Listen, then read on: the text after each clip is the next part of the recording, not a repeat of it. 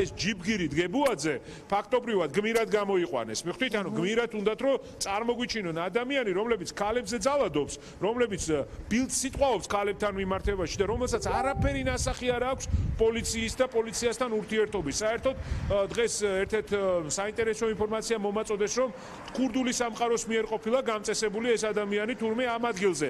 ამაზეც კი არის საუბარი. დგებუაძეზე ვლაპარაკობ ამ პიროვნებაზე, რომელიც აი ამ კონკრეტულ შემთხვევაში იქცეოდა, ანუ აჭარაში შემთხვევით არ მოხდა ბათუმის პოლიციის უფროსად, ხო? არის ქურდული სამყაროს მიერ, ასე ვთქვათ, ხელდასმული მათთან კავშირში მყოფი თურმე ადამიანი, ამასაც კი ამბობენ და აი ამ ვითარებაში გვაქვს ახლა კრიმინალები და ასე ვთქვათ, გაუბედურებული ხალხი და პოლიცია როცა ერთად მოქმედებს, ხო, აი ეს არის ორგანიზებული და ანარჩეული სისტემური მოძალადეები არიან.